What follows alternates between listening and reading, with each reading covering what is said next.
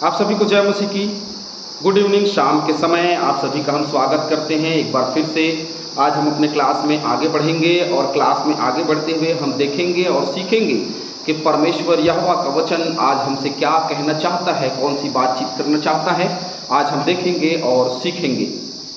जैसे कि गर्मी बहुत अधिक है, आप लगातार इन गर्मी के दिनों में बचिए और बच करके रहिए, नुकसान ना हो, परंतु लगातार आप बड़े आराम से धूप से बच करके रहेंगे। चैनल को लाइक करें, सब्सक्राइब करें, शेयर करें। आइए हम अपने क्लास में आगे बढ़ते हैं और बढ़ते हुए हम प्रेरितों के काम उसका 13वां अध्याय हम आज देखेंगे। उसका पहला वचन, बरनबास और शाऊल को भेजा जाना। और अब सेवकाई आरंभ होता है एक ऐसे व्यक्ति का जो पूरे नए नियम में एक बहुत बड़ा प्रचारक है, एक अद्भुत प्रचारक है। अंताकिया की कलीसिया में कई भविष्यवक्ता और उपदेशक थे। अब अंताकिया की कलीसिया में इतनी आशीष थी कि वहां कई भविष्यवक्ता और उपदेशक थे।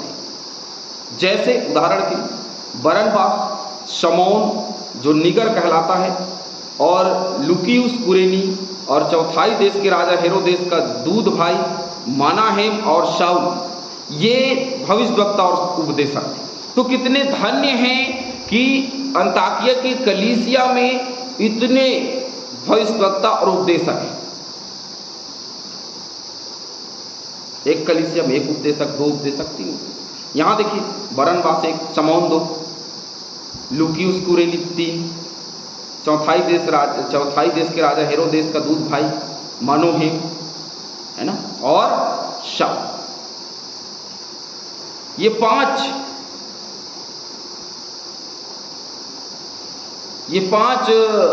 जो सेवक, उपदेशक, भविष्यवक्ता वहां पाए जाते थे। क्या ये बहुत अच्छी बात है? बिल्कुल सही बात है। उपदेशक हैं तो सही। प्रेरितों के काम 11-19 कुछ वचनों को देखेंगे कि इनका नाम हम देख लेते हैं, क्योंकि यहां लिखा है तो आगे देखते हैं। प्रेरितों 11-19,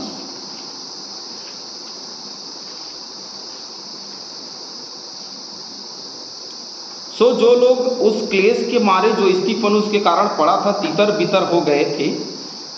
किसके कारण? स्तिफनुस के कारण पड़ा था, तितर बितर हो गए थे। फिर से फिनिके और कुप्रुस और अंताकिया में पहुंचे, परंतु यहूदियों को छोड़ किसी और को वचन न सुनाते थे। तो ये लोग, जहां अंताकिया की कलीसिया है वहां केवल यहूदी हैं, और यहाँ पे लोग हैं जो अलग अलग स्थानों में फैल गए। तो ये लोग अंताकिया गए, वहां पे अंताकिया की कलीसिया की स्थापना की गई, है ना। 11-27 देखते हैं।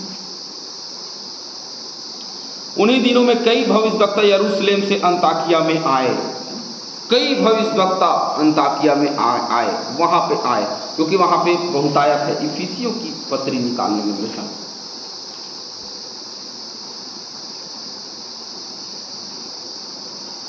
इफिसियों की पत्री और उसका 4-11 वचन।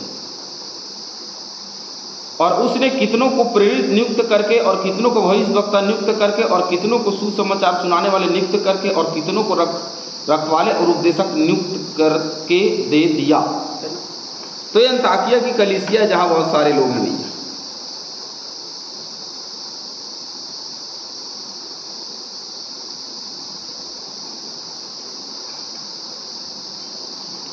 क्यों यहां पे बहुत उपदेशक पाए गए? क्योंकि यरूशलेम से लोग आए और वहीं रहे, उन्होंने सुसमाचार का प्रचार किया और ये कलीसिया की स्थापना की, और वो कलीसिया की देखभाल किया करते थे। दूसरा वचन, जब वे उपवास सहित प्रभु की उपासना कर रहे थे।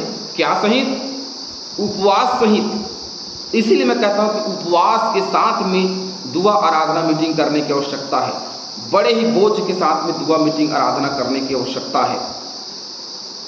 जब वे उपवास सहित प्रभु की उपासना कर रहे थे, ऐसे नहीं, उपवास सहित, उपवास करके जब वे उपासना कर रहे थे, तो पवित्र आत्मा ने कहा, तब पवित्र आत्मा ने कहा, मेरे लिए बरनबास और शाऊल को उस काम के लिए अलग करो। मेरे लिए किसको? बरनबास और शाऊल को। किसको? बरनबास और शाऊल को उस काम के लिए अलग करो जिसके लिए मैंने उन्हें बुलाया है। बरनबास और शाऊल को उस काम के लिए अलग करो जिसके लिए मैंने उन्हें बुलाया है। किसने कहा? पवित्र आत्मा ने कहा। तो बरनबास और शाऊल को किस लिए अलग किया है हम आगे पढ़ेंगे। तो उसने कहा कि हैं भविष्यवक्ता और उपदेशक हैं, ठीक है, लेकिन उनमें भी उसने चुनाव किया, उनमें भी पवित्र आत्मा ने अगुवाई दी कि मैंने इनको चुना है, मैंने इनको अलग किया। किनको? बरनबास और शाऊल को चुन लिया, इनको अलग करो और इनको अलग करो क्योंकि मैंने इनको बुलाया है एक काम देने के लिए, एक अलग तरीके का काम दिया है मैंने इनको। प्रेरितों 8 उसका 29। तब आत्मा ने फिलिपुस से कहा, निकट जाकर इस रथ के साथ खोले। आत्मा जो है ये बार बार बोल रही है, पवित्र आत्मा जो है वो कह रही है, बातचीत कर रही है बरनबास और शाऊल को उस काम के लिए अलग करो। आज भी पवित्र आत्मा जो है वो कहती है, बात करती है। कई बार कलीसियाओं के विषय में कहती है, कई बार लोगों के विषय में कहती है।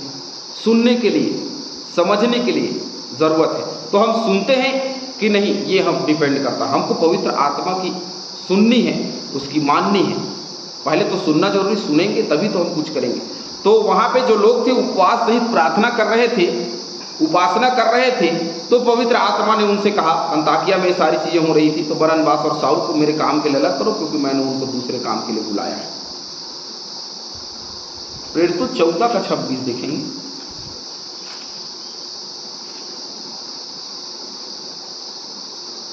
और वहां से जहाज पर अंताकिया में आए, जहां से वे उस काम के लिए जो उन्होंने पूरा किया था परमेश्वर के अनुग्रह पर सौंपे गए थे। देखिए, परमेश्वर के अनुग्रह पर सौंपे गए थे। ये परमेश्वर के काम करने के लिए चुने गए हैं, बुलाए हुए और अलग किए गए लोग हैं।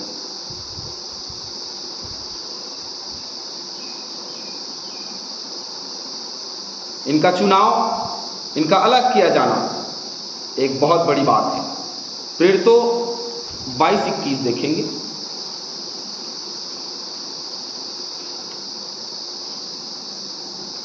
और उसने मुझसे कहा, चला जा, क्योंकि मैं तुझे अंताकिया के पास दूर दूर भेजूंगा। अन्य जातियों के पास दूर दूर भेजूंगा। ये काम था पौलुस का।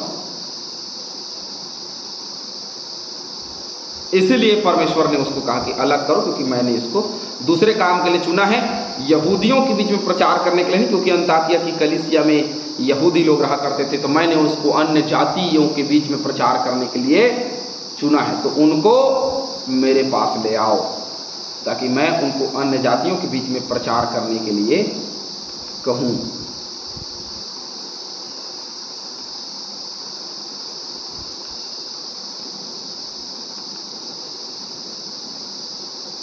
तब उन्होंने उपवास और प्रार्थना करके और उन पर हाथ रखकर उन्हें विदा किया, है ना। उन्हें क्या कर दिया? उपवास प्रार्थना किया और उनको क्या कर दिया? विदाई दे दिया, विदा कर दिया कि अब जाओ। ऐसे विदा नहीं किया भैया, जो प्रार्थना उपवास के साथ में थे उन्होंने उपवास किया और प्रार्थना किया और प्रार्थना करके उन पर हाथ रखकर उन्हें विदा कर दिया कि अब जाओ, सुसमाचार का प्रचार करो। इस भाग से पृथ्वी के छोर तक के मिशनरी आंदोलन की शुरुआत होती है, यहां से।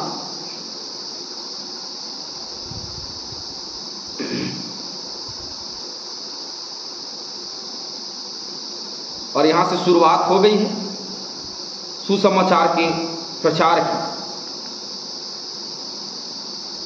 आत्मा से भरे हुए मसीही जो हैं वो पवित्र आत्मा के संदेश के प्रति संवेदनशील होते हैं।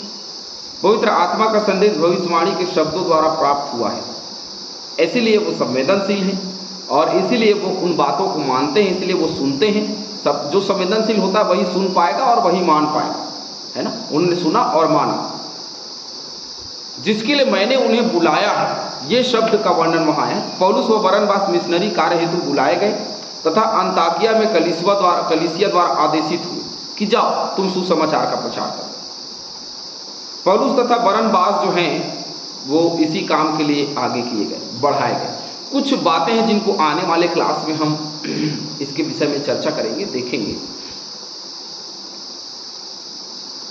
पौलुस तथा बरनबास सुसमाचार प्रचार के लिए बुलाए गए। जो स्त्री पुरुषों को मसीह के उद्धार के ज्ञान में लेकर आते हैं। धर्मशास्त्र कहीं भी यह नहीं कहता कि नए नियम के मिशनरियों को संसार में सुसमाचार के प्रसार व मंडली की स्थापना हेतु सामाजिक अथवा राजनीतिक कार्य हेतु भेजा गया। सामाजिक और राजनीतिक कार्य हेतु नहीं भेजा गया, परंतु इनको भेजा गया सुसमाचार के प्रचार के लिए। रोमी साम्राज्य को लाभ हो इसलिए नहीं, उनका लक्ष्य लोगों को मसीह में लाना था।